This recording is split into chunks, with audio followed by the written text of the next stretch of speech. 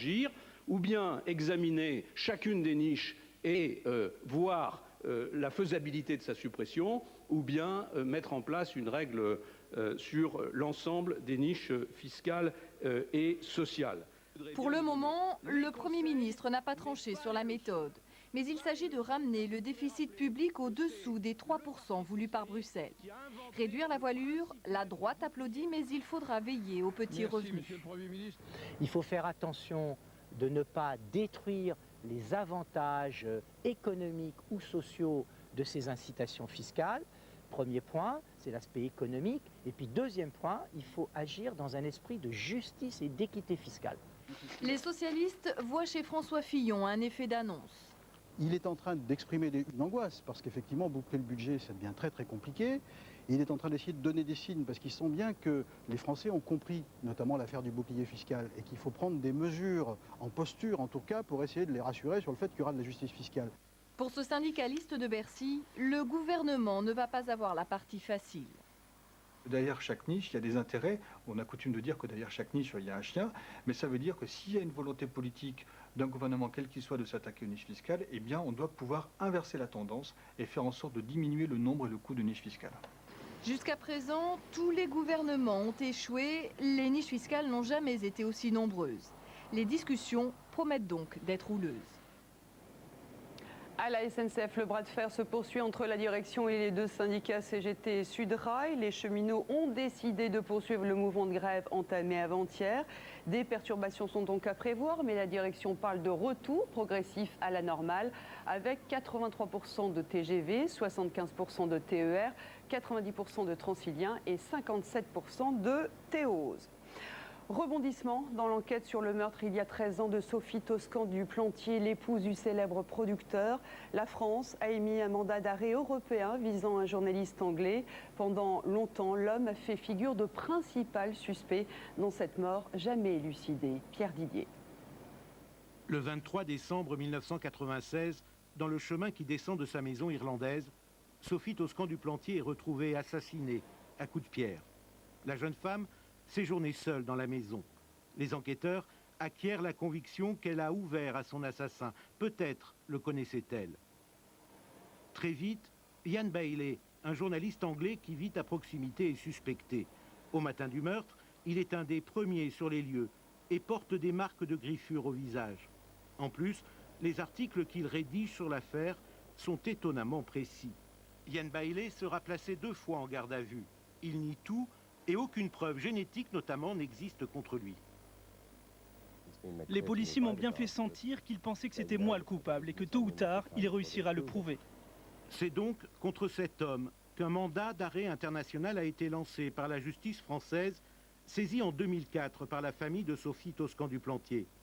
Ce soir, Ian Bailey a déclaré que l'entreprise judiciaire française le laissait perplexe. On a appris dans la soirée qu'un soldat français a été tué aujourd'hui en Afghanistan. Il s'agit d'un légionnaire du 2e régiment de parachutistes. Il est mort lors d'affrontements entre des insurgés et des troupes afghanes soutenues par l'armée française. C'est le 41e soldat français tué en Afghanistan.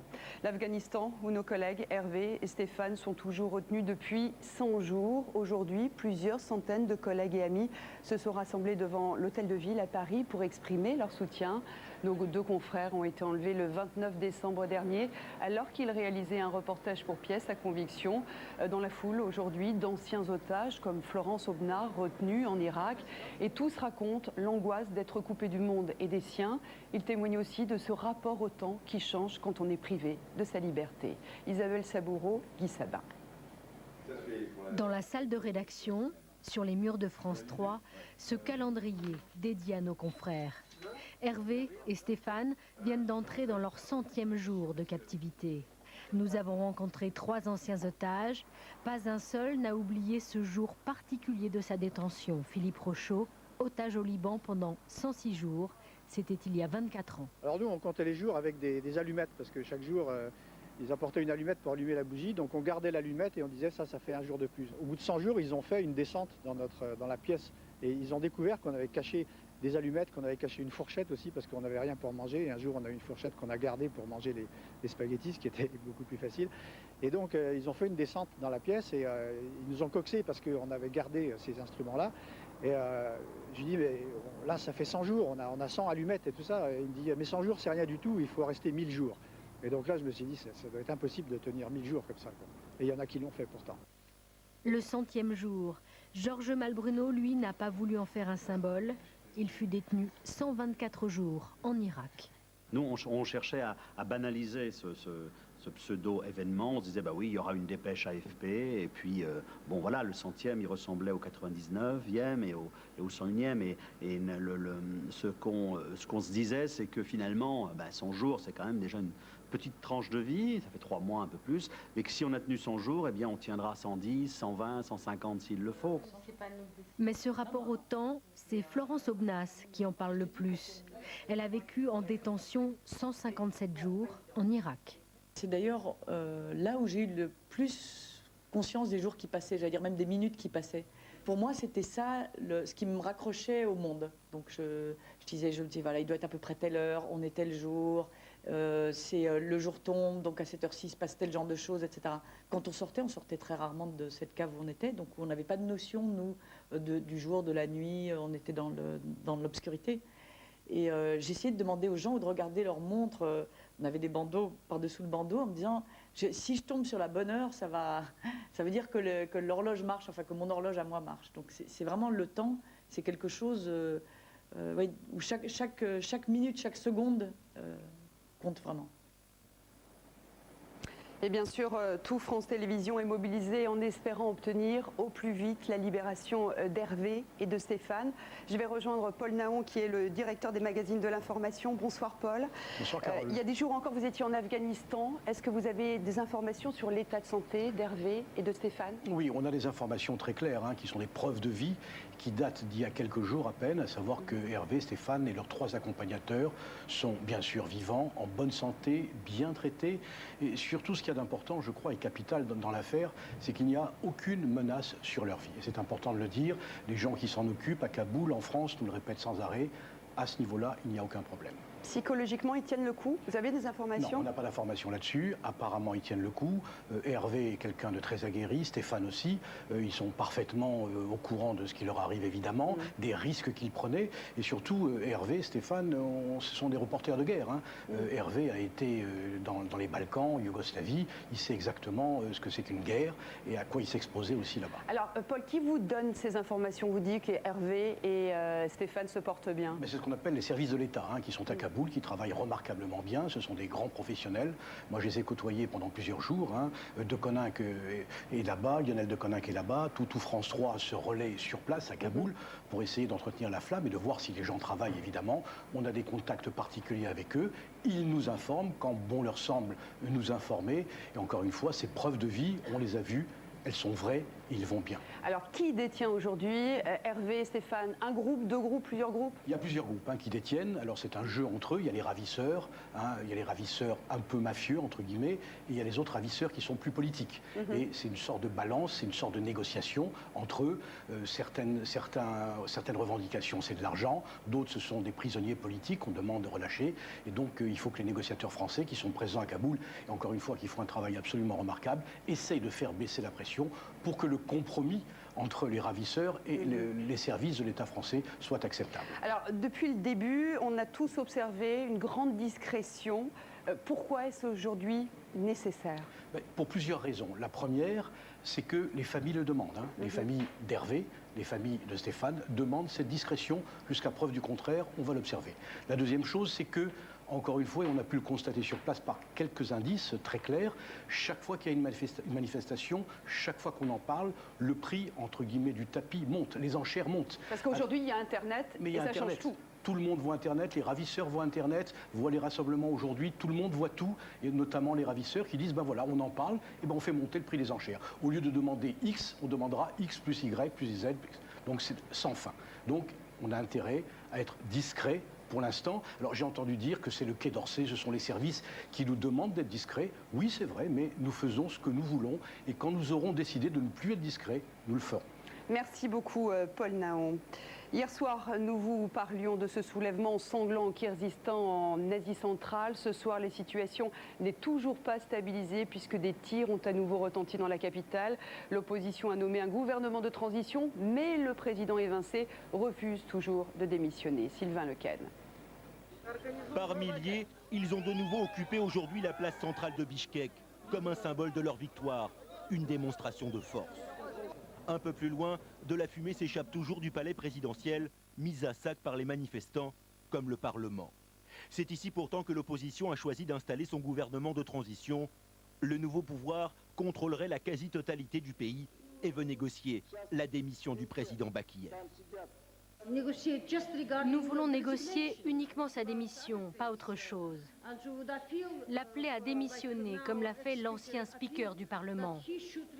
Son temps est fini au Kirghizistan. Mais le président Bakiyev, dont la maison a été incendiée, refuse de démissionner. Il a fui au sud du pays. Moscou, de son côté, a envoyé aujourd'hui 150 parachutistes vers sa base militaire du Kirghizistan, officiellement pour raisons humanitaires.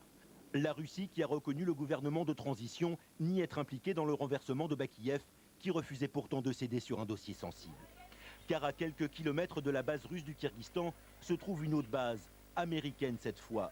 Manas sert de point d'appui logistique aux djihadistes engagés en Afghanistan. Moscou exige depuis longtemps sa fermeture. Certaines factions du nouveau pouvoir au Kirghizistan n'y seraient pas opposées. Pour la Maison-Blanche, officiellement, la question n'était pas à l'ordre du jour au sommet de Prague entre Américains et Russes. J'étais assis à côté des deux présidents lorsqu'ils discutaient de la situation au Kirghizistan. Et la question de fermer la base aérienne de Manas n'a pas été abordée. Ce soir, la situation reste tendue dans la capitale du Kirghizistan, où de nouveaux tirs à l'arme automatique ont retenti à la tombée de la nuit. C'est une étape importante et un signal positif sur le chemin du désarmement nucléaire. La Russie et les États-Unis ont signé un traité qui prévoit de réduire de 30% leur arsenal nucléaire. Par ailleurs, ils restent fermes sur le dossier iranien. Pierre Babet. Le château de Prague, aujourd'hui, les ors et les cuivres du salon d'apparat. Les deux présidents russes, américains, s'engagent à réduire encore leur arsenal nucléaire. Mais il leur reste suffisamment de quoi faire sauter plusieurs fois toute la planète. La signature de ce traité est-elle donc un trompe-l'œil? Pour les Russes, les armes sacrifiées étaient largement obsolètes. Pour les Américains, l'effort ne représente que 150 têtes. L'importance de ce traité est donc entre les lignes. Il est écrit en quelque sorte à l'encre sympathique. Les deux nations détiennent 90% des armes nucléaires. Elles vont poursuivre leur leadership mondial. Ensemble, nous conservons notre engagement au sein du traité de non-prolifération qui doit être le fondement pour une non-prolifération globale. En clair, Russes et Américains font des efforts. Le reste du monde doit suivre, c'est-à-dire désarmer, voire renoncer aux armes nucléaires. Dans le collimateur, la Corée du Nord, bien sûr, mais surtout l'Iran et son programme nucléaire mené par le président Ahmadinejad. Beaucoup d'armes russes sont devenues dangereuses pour l'environnement. Très opportunément, le traité START prévoit de les éliminer. Prochaine réaffirmation du leadership russo-américain. Les deux présidents se retrouvent dès la semaine prochaine à Washington pour une conférence mondiale sur la sûreté nucléaire. Au Brésil, les pluies diluviennes de ces derniers jours ont déclenché un glissement de terrain meurtrier. 200 personnes au moins seraient ensevelies dans une favela près de Rio.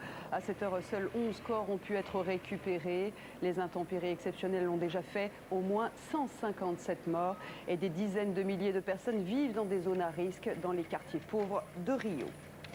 En Australie, les opérations de pompage ont commencé pour tenter de récupérer les 975 tonnes de fioul du cargo échoué près de la Grande Barrière de Corail. C'est une course contre la montre. Les autorités craignent une pollution de grande ampleur qui endommagerait ce site classé au patrimoine mondial. Le bateau se trouvait dans une zone normalement interdite à la navigation. Éviter ce type d'incident où la collision entre bateaux, c'est la préoccupation de tous les pays. Et en France, l'augmentation du trafic dans le canal de Corse entre l'île et l'Italie multiplie les risques.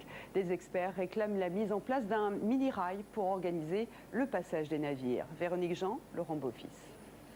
Mission de routine pour ces militaires au large de la Corse. Tous les jours, un avion français surveille le trafic maritime entre l'île de Beauté et l'Italie. Avec 20 000 navires par an, dont 4 500 transportent des matières dangereuses, le canal de Corse est une zone à risque. Les informations sont centralisées au CROSS, le centre régional de surveillance situé à Ajaccio. Il déclenche les interventions en cas d'accident ou de pollution. Mais en dépit d'une météo capricieuse et de la présence d'îles dans le canal, le principe reste aujourd'hui la liberté de navigation. Il n'y a pas de rail ou ce qu'on appelle un DST, dans notre jargon, un dispositif de séparation de trafic. Actuellement, les navires peuvent circuler où ils veulent dans le canal de Corse, sans contrainte particulière. Autre difficulté, la France ne peut intervenir en cas d'infraction que dans la limite de ses eaux territoriales. Son pouvoir s'arrête là où commencent les eaux italiennes.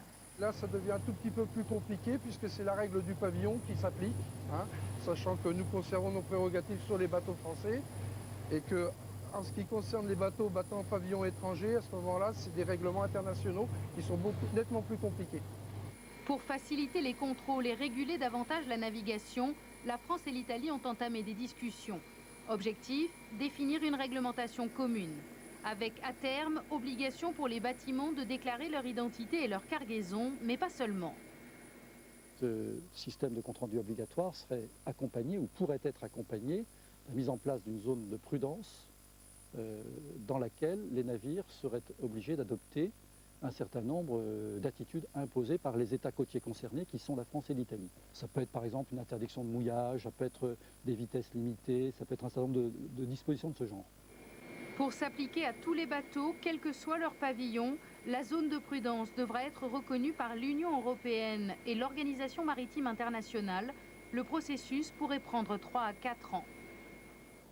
On poursuit avec l'image de ces deux squelettes fossilisés d'une nouvelle espèce d'hominidé datant de près de 2 millions d'années. Pour les paléontologues, ces deux spécimens, femelles et mâles, découverts en Afrique du Sud, révèlent une nouvelle étape de l'évolution humaine.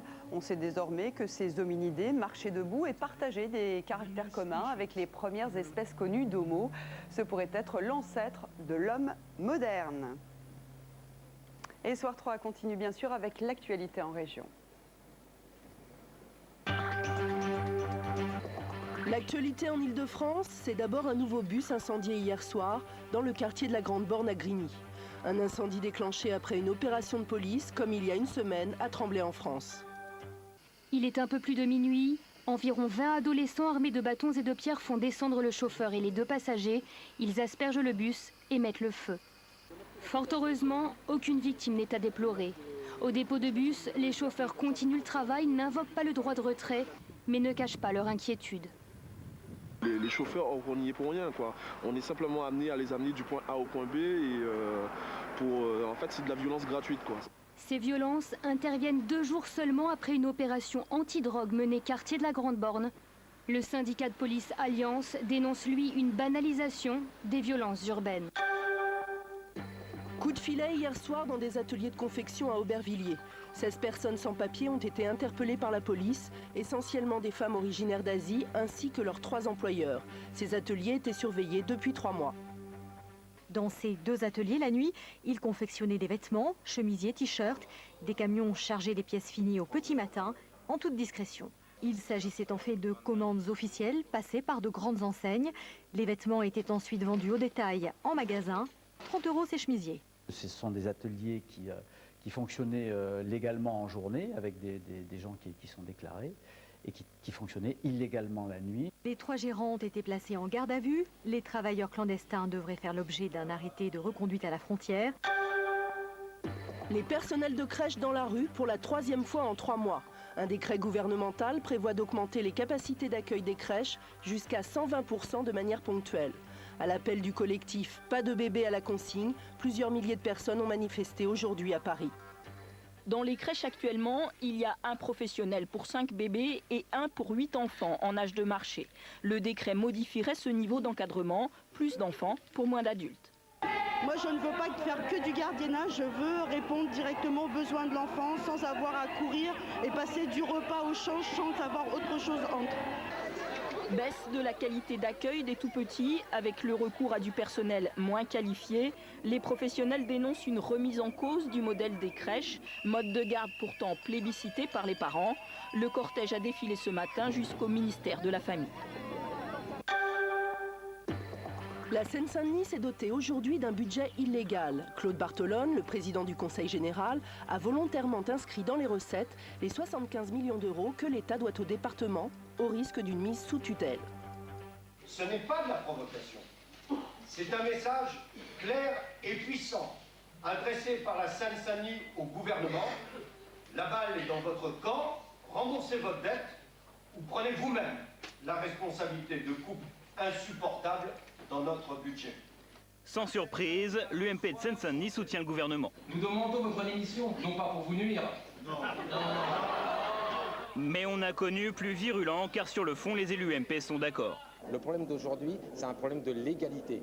Est-ce qu'un président du Conseil général, est-ce qu'un ancien ministre peut prôner l'illégalité dans ce pays? Non, mais c'est pas illégal. Les 75 millions, il va falloir que l'État justifie, ligne par ligne, qu'il ne veut pas nous les remettre. Un débat que va trancher le nouveau préfet de Seine-Saint-Denis. Dans 2 mois, le Conseil général peut être mis sous sa tutelle s'il ne suit pas les recommandations de la Cour régionale des comptes pour un budget équilibré. Une extrémité à laquelle ne souhaite pas arriver Claude Barthelone. Aujourd'hui, son geste est symbolique, devenir le fer de lance des départements et introduire un rapport de force avant la discussion du projet de loi sur la nouvelle organisation territoriale. Le Paris de Bettina Reims est fantasque et fantasmé. L'exposition de la photographe s'est ouverte aujourd'hui à la Bibliothèque nationale, rue de Richelieu.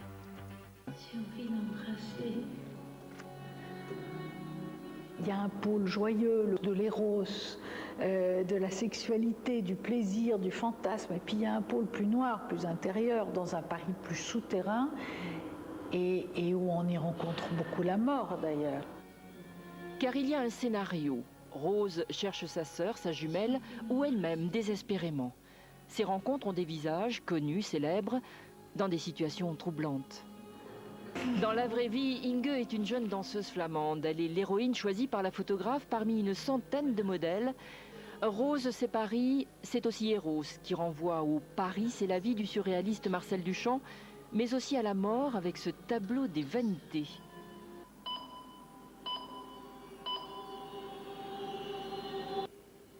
Voilà, prochain rendez-vous avec la rédaction, c'est le 12-13 qui vous sera présenté demain par Florian Ringuedet. Et puis dès 18h30, vous retrouverez Catherine Matoche. Et je vous laisse avec vous, Frédéric, avec notamment parmi les débats la guerre de la culture. La guerre mondiale de la culture qui est déclarée d'après Frédéric Martel, l'auteur de Mainstream.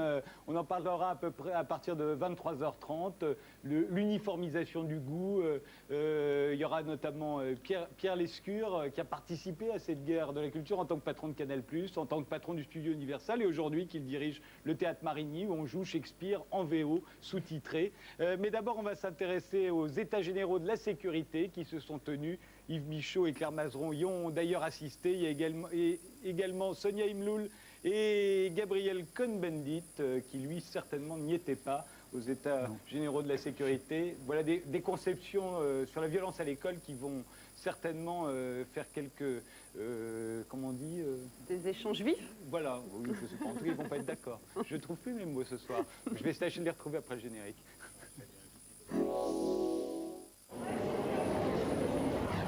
Suivez le fil de l'actualité dans Ce soir ou jamais avec les théâtres parisiens associés. Bonjour. Tube en béton, invité en or, Shabada. Un monde enchanté après tous les sports sur France 3. C'est un pays avant tout constitué d'océans. Plus d'1 millier d'îles perdues dans une immensité turquoise, les Maldives. Là-bas, le spectacle de l'océan Indien fascine les plongeurs au milieu des raies mantas et des poissons multicolores. Mais aux Maldives, il y a aussi une autre réalité. Le manque d'eau douce, et en plus, une mystérieuse maladie venue de la mer. C'est une maladie génétique, le corps ne produit plus assez de globules rouges. Si les pays pouvaient nous aider à prendre en charge certains patients, ce serait une aide précieuse pour nos enfants. Thalassa dans les eaux des Maldives, c'est demain à 20h35 sur France 3.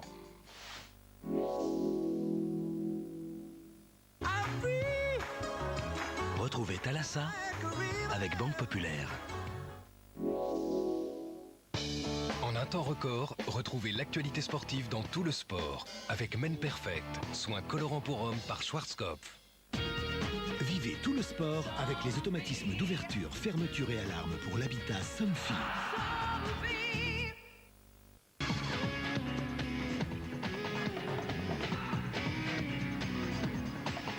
Salut, c'est Tony Estanguet, porte-drapeau de l'équipe de France olympique à Pékin. À titre personnel, je connais très bien Stéphane, retenu en otage en Afghanistan depuis 100 jours avec Hervé. Et je pense très fort à eux. C'est effectivement aujourd'hui le 100e jour de captivité pour nos confrères Hervé et Stéphane, comme Tony Estanguet et tous ceux qui se sont rassemblés aujourd'hui place de l'Hôtel de Ville à Paris. Nous voulions dire très simplement que nous pensons à eux, à leurs familles et à leurs proches. Bonsoir, merci d'être avec nous. On va commencer ce soir par le football et la Ligue Europa. Il y avait deux gros matchs ce soir, Atlético Madrid face à Valence et surtout Liverpool-Benfica. Tous les buts commentés par Antoine Chusville. Et un coup d'œil sur les autres résultats, pas de grosse surprise, vous allez le voir en Ligue Europa ce soir. Hambourg s'impose à Liège face au Standard, 3-1.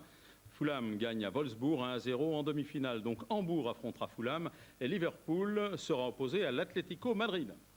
On enchaîne tout de suite avec le cyclisme et Paris-Roubaix. Vous le savez, qui se profile à l'horizon. Ce sera en direct sur France Télévisions et plus particulièrement sur les antennes de France 2. Alors Fabian Cancellara, le grand favori et qui a gagné le Tour des Flandres la semaine dernière, a testé les secteurs pavés, comme on dit, ce matin.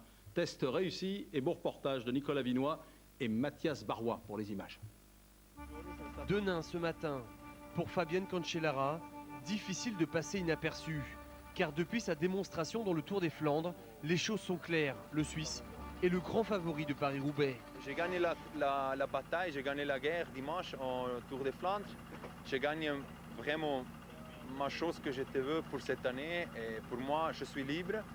J'ai seulement une pression et ça c'est que moi je veux ça. Ça c'est le double. Réussir le doublé Tour des Flandres Paris-Roubaix. Fabian Cancellara affiche clairement ses ambitions. Aujourd'hui, le Suisse est venu se tester sur un parcours qu'il connaît par cœur. Et sur les pavés, Spartacus nous a fait une sacrée impression. Bonnen lui a promis la guerre, le duel peut commencer. C'est comme le Tour, hein, c'est Contador, Armstrong. Cette année, c'est les classiques Bonnen, Cancellara, les deux qui sont là. Les autres coureurs, ils peuvent profiter de ça. Et moi, je veux faire parler et regarder à la gens à la maison qu'il aussi il y a des autres, comme ça la course est aussi plus intéressante encore que seulement les deux coureurs. Mais s'il vole comme dans le Tour des Flandres, Cancellara sera imbattable. Dimanche, le Suisse rêve de remporter Paris-Roubaix comme en 2006. Cette année-là, il avait battu un certain Tom Bonnen. Un arbre pour cacher la forêt décimée. Aucun succès cette année pour l'équipe basque Euskaltel. Jusqu'à aujourd'hui. Première victoire de la saison sur ses terres. Samuel Sanchez remporte la 4e étape du Tour du Pays Basque à Eibar. Derrière, Alejandro Valverde termine 2e. Il reprend du même coup la tête au classement général. Et on enchaîne tout de suite avec une image, ma foi, plutôt inattendue. Figurez-vous qu'un ancien vainqueur du Tour de France et champion du monde, et non des moindres, vous allez le voir, va disputer et courir le marathon de Paris. Dimanche prochain, reportage de Manu Roux et Nicolas Vinois et Richard Coffin. Bonjour, je m'appelle Job Zoetemelk et dimanche je fais mon premier marathon de Paris. Vous me connaissez ou pas? Avant de se lancer dans la course à pied, le néerlandais Job Zoetemelk s'est illustré dans un tout autre sport. 6 fois deuxième du Tour de France. Vainqueur en 1980. Champion du monde en 85 à presque 39 ans, Job possède l'un des plus beaux palmarès du cyclisme mondial et des maillots de toutes les couleurs de l'arc-en-ciel. Fier de cette carrière-là? Ouais, j'ai très fier de ma carrière. C'est assez long et j'ai commencé avec un championnat d'Hollande, après j'ai fini avec un championnat du monde, c'est très bien. Et bientôt avec la médaille du marathon de Paris, non? Non, juste un souvenir. Abonné aux arrivées sur les Champs-Élysées, Job s'apprête à y vivre son premier départ à 63 ans. Depuis plusieurs mois, flanqué de son fidèle Ofisco, l'ancien vainqueur du Tour enchaîne les footings dans sa campagne de Seine-et-Marne, où il habite depuis 1972. Et pourtant même au top, Job s'attend à passer quelques moments difficiles dimanche. Le Tour de France c'est dur, mais le marathon aussi dur c'est un Tour de France, je pense. C'est pas lequel qui est le plus difficile, mais je pense que pour mon premier marathon, je vais souffrir. En tout cas, on peut faire confiance à Job pour aller jusqu'au bout dimanche. En 16 participations au Tour de France, record absolu, il n'a en effet jamais abandonné une seule fois. Je ne pense pas que je vais abandonner, même quand je dois finir à la marche, moi je finis à la marche, mais je vais finir. Malheureusement pour Job, son copain d'entraînement n'a pas encore reçu son dossard. Les 30 millions d'amis s'est emparé du dossier. Et le marathon de Paris, c'est à suivre comme tous les ans sur notre antenne dimanche prochain à partir de 8h30 du matin, qu'on se le dise. Voilà, bonne nuit sur France Télévisions à partir de demain. Et pendant tout le week-end, c'est Claire Vauquier-Ficot qui vous tiendra compagnie et qui vous donnera l'ensemble des résultats sportifs. À lundi, salut!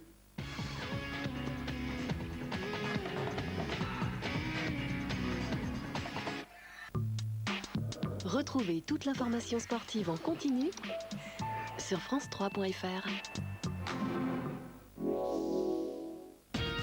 Vivez tout le sport avec les automatismes d'ouverture, fermeture et alarme pour l'habitat Somfy. Avec Men Perfect, jouez au grand jeu France 3. Pour participer, répondez à la question suivante. Citez au moins un des présentateurs de tout le sport. Connectez-vous sur france3.fr. Vous pourrez peut-être gagner des produits Schwarzkopf pour hommes, ainsi qu'un grand téléviseur LCD. Alors bonne chance sur France 3 avec Men Perfect.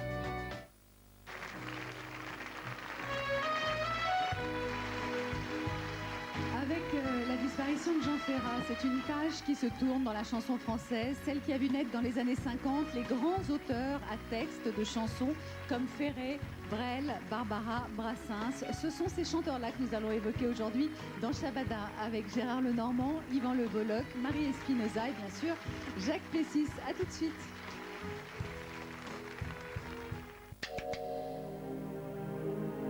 Je suis au courant de vos manigances. Il faut faire place nette si nous voulons mener à bien cette entreprise. Un monde vous ouvre ses portes. Je sens autour de moi la trahison et la duplicité. Un monde de pouvoir contre lesquels il faut lutter. C'est le démon qui t'envoie. L'histoire de toute une époque. Ce que nous espérons se trouve au bout de votre quête. Vous allez être soumis à la pire tentation, capitaine. Soyez forts. Soyez les premiers. Entrez dans le monde de la commanderie. Dès samedi à 20h35 sur France 3.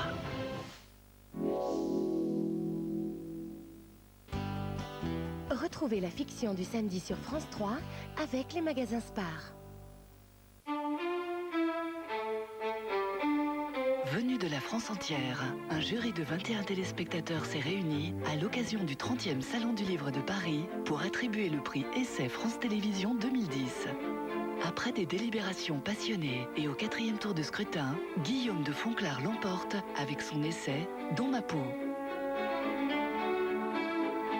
France Télévisions aime les livres et le prouve.